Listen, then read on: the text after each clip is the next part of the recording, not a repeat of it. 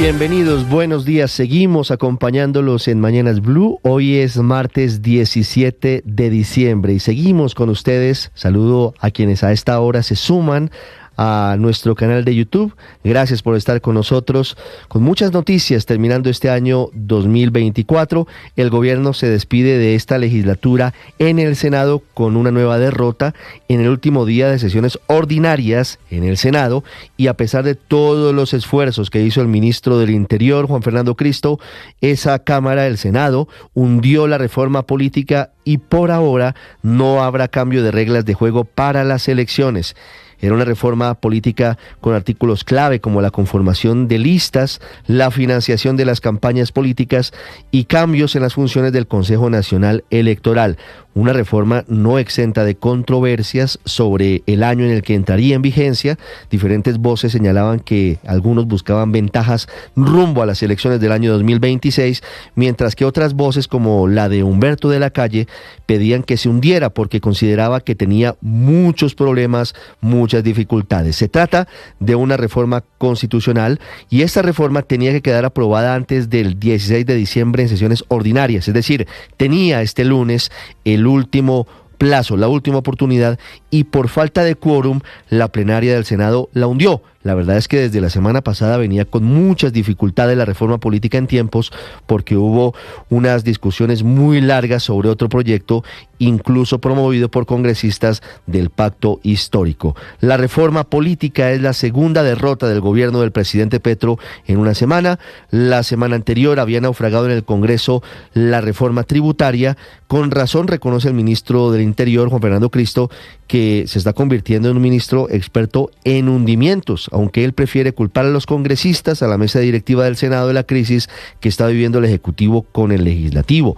No habla mucho el ministro Cristo de los mensajes que envía el presidente Gustavo Petro, que no pareciera estar interesado en lograr consenso alguno con los parlamentarios. La semana pasada los llamó malditos congresistas y en Chingaza en las últimas horas dijo que él pretende avanzar sin contar con el Congreso, al menos en las comisiones económicas. Terminan las sesiones ordinarias y el balance es agridulce para el gobierno. Se hundieron el presupuesto general de 2025, la reforma tributaria y la reforma política.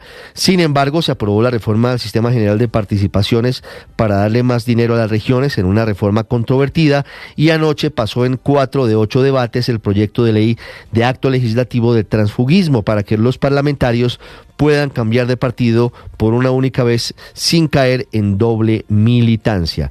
Para el próximo año quedó el debate de la reforma laboral. Fue radicada ponencia positiva ayer en la Comisión Séptima del Senado, a pesar de que había acuerdos en el sentido de avanzar en unas audiencias públicas antes de esta discusión. Quedaron para el año entrante las discusiones de las reformas a la educación y a la justicia.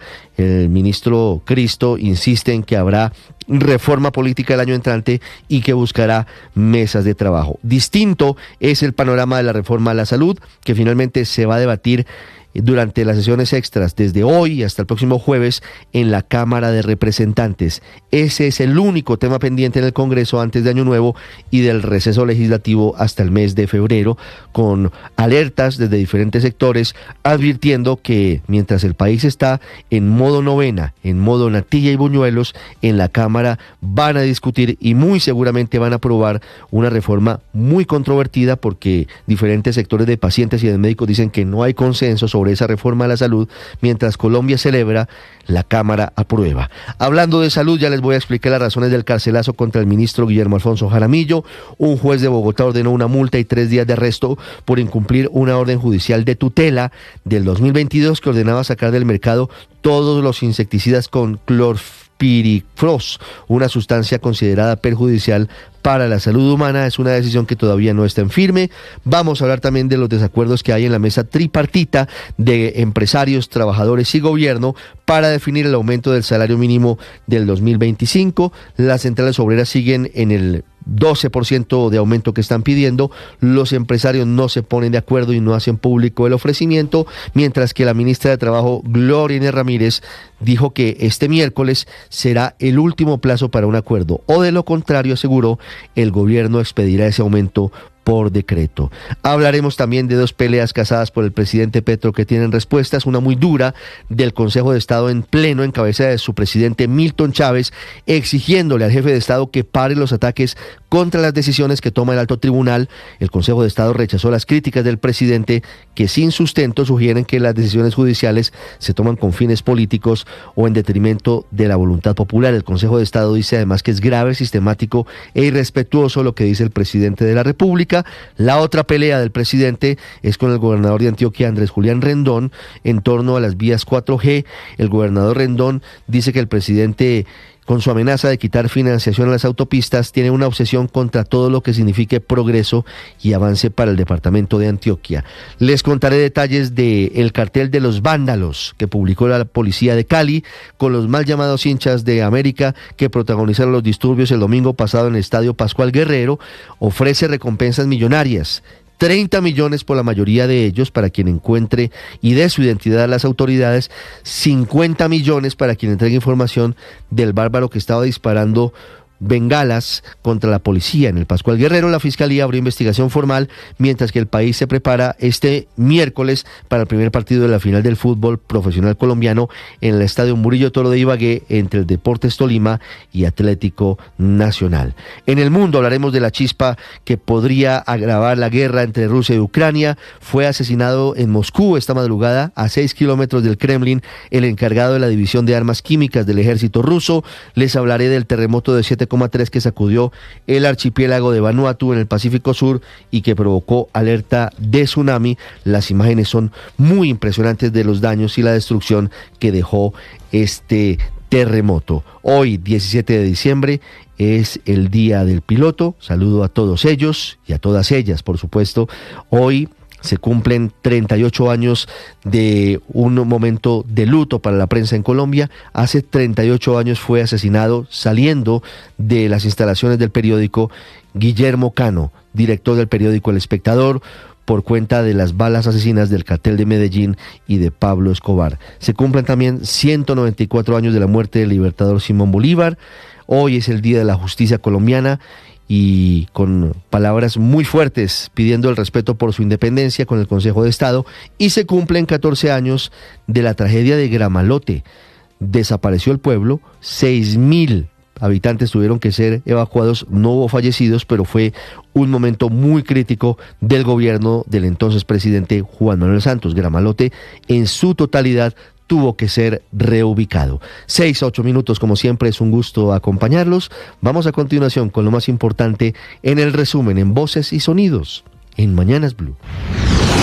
Lo que sucedió hoy es lamentable porque prácticamente la mesa directiva mató por asfixia una reforma política que es absolutamente indispensable para el país. Nuevo golpe para el gobierno nacional en el último día de sesiones ordinarias del Congreso en este 2024. La reforma política no pudo ser debatida en la plenaria del Senado, que se quedó sin quórum tras casi 5 horas de deliberación y de que se moviera varias veces en el orden del día. Mientras que el ministro del Interior, Juan Fernando Cristo, insiste en que se luchará para que se den consensos frente a este tema en el primer semestre de 2025, el presidente del Congreso, Efraín Cepeda, lanzó una fuerte crítica al gobierno. El consenso no puede ser una imposición del Ejecutivo y un arrodillamiento del Legislativo. Mientras yo esté en la presidencia del Senado, no lo voy a permitir, porque este es un poder público absolutamente independiente. A pesar de este golpe que se suma al hundimiento de la ley de financiamiento, el gobierno insiste en sus reformas. En la mañana es radicada la ponencia positiva de la reforma laboral con la firma de 4 de los 12 ponentes, generando malestar en la presidenta de la comisión, la senadora conservadora Nadia Ablel, quien asegura que no se debían presentar estas ponencias sin antes avanzar en las audiencias públicas en varias partes del país. Por parte del gobierno nosotros no vemos esa voluntad en realidad de concertar un proyecto de ley. Por el contrario, lo que vemos es un gobierno que quiere imponer sus reformas a la fuerza. Y a propósito de la reforma a la salud, siguen las críticas desde la coalición de gobierno contra los congresistas que no apoyan esta iniciativa. La representante a la Cámara, Dorina Hernández. Pero también quiero afirmar que si hay malditos, y bastantes, y sí lo hay. ¿Por qué? Porque hay quienes sabotean al pueblo. Un juez de Bogotá ordenó carcelazo por 3 días y una multa para el ministro de Salud Guillermo Alfonso Jaramillo por incumplir una tutela que ordenaba suspender el uso de pesticidas nocivos para el medio ambiente y además debía apoyar al ICA en su sustitución. Por otra parte, se compulsó copias a la Fiscalía para investigar posibles delitos relacionados con el desacato. Puedo decirles a todos, no hay acuerdo, tenemos diferencia, hay diferencias grandes, no solamente en el porcentaje, sino también en los datos que están construidos. La ministra de Trabajo, Gloria Inés Ramírez, confirmó que en la última mesa de negociación no se presentaron propuestas para el monto del salario mínimo para el 2025. Es por esto que hasta el martes a mediodía los sectores involucrados deberán radicar salvedades y se retomarían los diálogos el miércoles a las 2 de la tarde. Habla Rodolfo Correa, presidente de ACOPI. El empresariado ha tomado la decisión de no hacer pública la cifra. Al no haber todavía la decisión de presentar una cifra, ACOPI trabajará en unidad y en armonía con los demás gremios, presentando conjuntamente las salvedades y presentando conjuntamente las cifras. Los magistrados de la Sala Plena del Consejo de Estado le pidieron respeto al presidente Gustavo Petro y exigieron no poner en entredicho sus decisiones judiciales. El presidente del Consejo de Estado, Milton Chávez. En razón a los graves, sistemáticos e irrespetuosos mensajes emitidos por parte del señor presidente de la República en contra de sus diferentes decisiones, que ponen en entredicho la honorabilidad, integridad y eficacia con la que actúa esta corporación, manifiesta a la opinión pública y a los organismos internacionales su contundente rechazo. El magistrado se refiere a mensajes como el publicado recientemente por el presidente Gustavo Petro, quien cuestionó la decisión del alto tribunal de suspender la elección del alcalde de Duitama, José Luis Borges, por doble militancia. Las autoridades en Cali revelaron el cartel de los sujetos que hicieron parte de los desmanes dentro y fuera del Estadio Pascual Guerrero durante el partido que se realizó entre América y Nacional. En total son 51 personas que están siendo buscadas por la policía. Es por esta razón que las autoridades han ofrecido una recompensa de hasta 30 millones de pesos por información que permita lograr ubicarlos. Sin embargo, también ofrecieron otros 50 millones de pesos por una persona que lanzó pólvora a los uniformados que se encontraban en el partido. Tras este episodio de violencia en el fútbol colombiano, el ministro del Interior, Juan Fernando Cristo, anunció un encuentro con la DIMAYOR tras la grave situación que se presentó en el Pascual Guerrero. Es lo que hemos estado concertando con el fútbol profesional, con la DIMAYOR, y es lo que queremos volver a reunirnos, porque no se trata de retirar la policía una vez por todas de esa y en todos los estadios del país, pero sí tiene que haber gradualmente ese proceso para cumplir con las decisiones que se han venido tomando en años anteriores. La Fiscalía entregó una de sus mayores distinciones a las 2 fiscales a cargo de la investigación por corrupción en la Unidad Nacional de Gestión del Riesgo. Además, la fiscal Luz Adriana Camargo destacó las sentencias preacordadas a las que logró llegar la entidad con los principales responsables, como lo son Olmedo López y Sneider Pinilla. Y creo que en realidad el caso de la Unidad de Gestión de Riesgo es un caso que en términos de tiempo se está manejando en unos tiempos récord. El presidente Gustavo Petro se reunió con su homóloga mexicana Claudia Sheinbaum en el Palacio Nacional de la capital de ese país. Los mandatarios hablaron de integración regional, pero también hablaron sobre temas migratorios relacionados con las inadmisiones de connacionales en aeropuertos de Cancún, Ciudad de México y otras ciudades. Sobre este último punto se acordaron intercambios de información para enfrentar los flujos migratorios de forma más ordenada. Además, se va a trabajar en mejorar el trato a los colombianos que transitan por aeropuertos mexicanos. Oswald González, de 43 años, murió la noche del domingo en el estado Carabobo, centro-occidente de Venezuela, en la cárcel de Tocuyito. Pues sus familiares, Oswald tenía la piel amarilla, labios morados, abdomen inflamado y fuertes dolores, por lo que presumieron que padecía hepatitis. A pesar de ello, el diagnóstico de los médicos en el recinto penitenciario fue un cólico nefrítico. De esta forma, Oswald González se suma a Jesús Martínez Medina y Jesús Álvarez, quienes también fueron detenidos por protestar luego del 28 de julio y murieron bajo custodia del Estado. Una situación que generó ya la reacción de la líder opositora María Corina Machado, quien responsabilizó al propio Nicolás Maduro de estas muertes, insistiendo ella que el gobierno les negó la asistencia médica adecuada que necesitaban de manera urgente. El líder de los rebeldes que se tomaron el poder en Siria pide a Estados Unidos que le quiten la designación de grupo terrorista y que se levanten las sanciones. También critica las incursiones israelíes en Siria y dice que los sirios ya no quieren más guerras. En tanto, en Doha, Qatar, a esta hora se reúnen enviados de Israel con mediadores cataríes para hablar de un alto al fuego en Gaza. Un terremoto de magnitud 7.3 sacudió en las últimas horas la isla de Vanuatu, en el Pacífico, causando derrumbes de edificios y cientos de heridos. Se desconoce la cifra de fallecidos. Hay alerta de tsunami.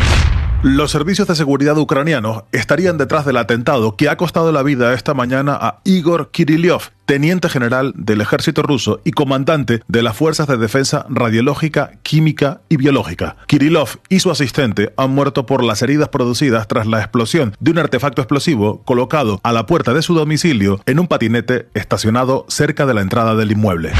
Dimayor ajusta los torneos del fútbol colombiano, empezando por la Liga Betplay 2025. Mantendrá el formato de este año con fase regular, cuadrangulares, semifinales y final de ida y vuelta, pero se ampliará a 20 fechas con el regreso de la jornada de clásicos. Los campeones de la liga obtendrán 2 plazas para la Copa Libertadores 2026 y los otros 2 cupos se asignarán por reclasificación. En la Copa Sudamericana un cupo será para el campeón de la Copa Betplay y los 3 restantes por reclasificación. La Copa Betplay se jugará en 4 grupos de 5 equipos y los 2 mejores avanzarán a octavos, mientras que el torneo de ascenso se mantendrá sin cambios.